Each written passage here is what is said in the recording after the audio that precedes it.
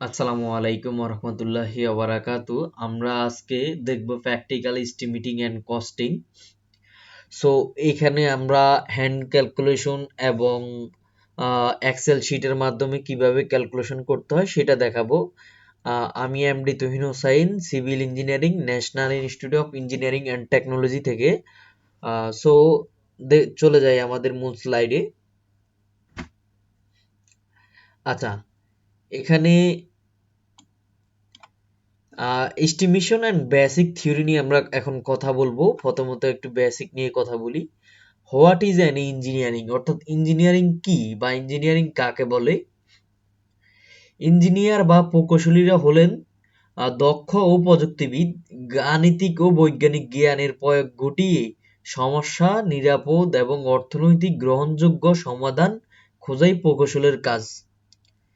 অর্থাৎ ইঞ্জিনিয়ার বাংলা কিন্তু প্রকৌশল। এখন আসি, what is an civil engineer. এখন সিভিল ইঞ্জিনিয়ার এটা আমাদের ভাবে আমরা বলতে পারি যিনি পুরো কৌশল চর্চা করেন, তিনি ভবন স্থাপনে, নির্মাণ নকশা, অবকাঠামো উন্নতি পরিকল্পনা, পরিবেশগত স্বাস্থ্য রক্ষা কাজ করেন। আর তিনি হচ্ছেন সিভিল ইঞ্জিনিয়ার। এবং ইঞ্জিনিয়ারিং এর একটা ব্রাঞ্চ হচ্ছে সিভিল ইঞ্জিনিয়ারিং। যেমন ইঞ্জিনিয়ারিং এর কয়েকটা ব্রাঞ্চ আছে, সিএসসি, মেকানিক্যাল, ইলেকট্রিক্যাল ইত্যাদি ইত্যাদি। সেম একটি ব্রাঞ্চ হচ্ছে সিভিল ইঞ্জিনিয়ারিং। এখন এই ব্রাঞ্চে কি কি কাজ করা হয়? এই ব্রাঞ্চে construction, maintenance, bridge, dam, similar structure ইত্যাদি এই ধরনের কাজ করা হয়ে থাকে। এবং সিভিল ইঞ্জিনিয়ারিং ম্যাথমেটিক্স এবং বৈজ্ঞানিকের আলোকে, অর্থাৎ বিজ্ঞানের আলোকে কাজ করে থাকেন।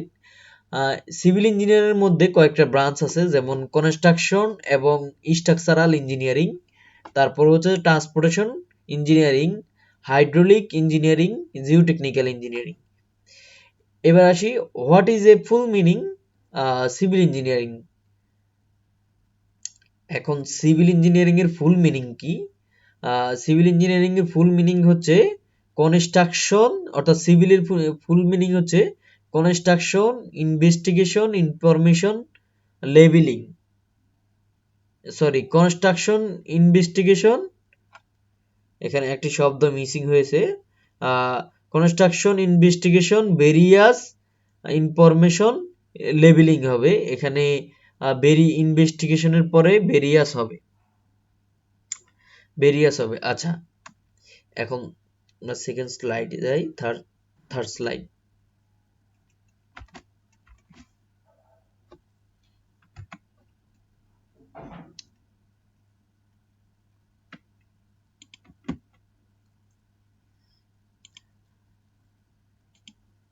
আচ্ছা, সরি, আমরা আবার থার্ড স্লাইডে যাই।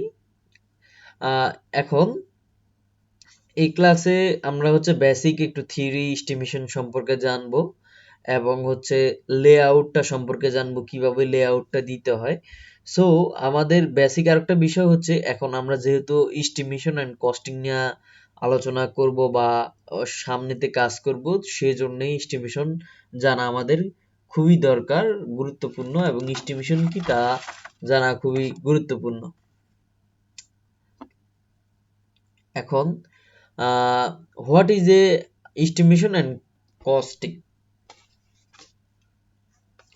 এস্টিমেশন হলো একটা প্রসেস, কোনো কাজের কি পরিমাণ ইট, বালু, সিমেন্ট ইত্যাদি বা রড ইত্যাদি এগুলা লাগবে, তা ম্যাথমেটিক্যাল ক্যালকুলেশন করে বের করাই হচ্ছে এস্টিমেট। এখন কস্টিংটা আসেন, কস্টিংটা কি? কস্টিংটা হচ্ছে বর্তমান বাজার দাম অনুযায়ী এবং এলাকা ভিত্তিক যে দাম, বা যে এলাকা অবস্থান করতেছে সেই এলাকার ভিত্তিক দাম অনুযায়ী বিভিন্ন দ্রব্য সমূহের দাম ইত্যাদি হিসাব নিকাশ করাকে কস্টিং বলে, বা খরচ ব্যয় আয় ব্যয় করাকে কস্টিং বলে। এখন আমরা আসি মূল ক্লাসে। আস্তে আস্তে আমরা ডিপে চলে যাব। সো আমাদের একটা বিল্ডিং তৈরি করতে হলে প্রথমে আমাদেরকে লেআউট দিতে হয়। লেআউট কেন দিতে হয়? লেআউটের মাধ্যমে আমাদের একটা বিল্ডিং সোজা থাকবে কিনা বাঁকা থাকবে সেটা নির্ভর করে, কোথায় ফাইলিং হবে, কোথায় কলাম হবে সেগুলা নির্ভর করে। সো আমাদের প্রথমেই একটা লেআউট দিতে হবে। এখন লেআউটটা কি? What is A layout? Layout হলো যেই বিল্ডিং নির্মিত হবে তার অনুমোদিত ড্রয়িং অনুযায়ী জমিতে মাপ নির্ধারণ ও চিহ্নিতকরণ প্রত্যেকক্ষণ সমকোণ করে নিতে হবে এবং প্রত্যেকক্ষণ 90 ডিগ্রি হবে। এখন আমরা যেই জমিতে ধরুন এটা হচ্ছে একটা খালি জমি, যেই জমিতে আমরা লেআউট দিব সেটাকে ভালোভাবে পরিষ্কার করে নিতে হবে। প্রথমে আগাছা থাকলে আগাছাগুলো কেটে নিতে হবে, তারপরে লেআউট দিতে হবে। এখন আহ ড্রয়িং সরি জমিতে কিভাবে লেআউটটা দিব?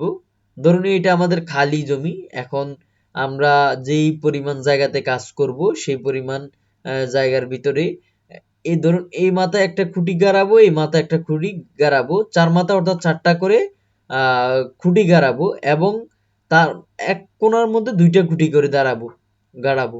গাড়ানোর পরে প্রত্যেকটা খুঁটি থেকে একটা করে সুতা যাবে। দেখেন এই মাথা থেকে এখান পর্যন্ত একটা সুতা গেছে, আবার এই মাথা থেকে এখান থেকে একটা সুতা গেছে, অর্থাৎ সব কোণা থেকে 2টা করে সুতা যাবে। এরকম একটা আমরা শেপ নিব, এরকম একটা শেপ নিব। নেওয়ার পরে এখন আমরা 90 ডিগ্রি কিভাবে মিলাবো, অর্থাৎ লেআউটটা কিভাবে দিব? আমাদের একটা সূত্র আছে অতিভুজ, আচ্ছা এইটা পরে দেখতেছি।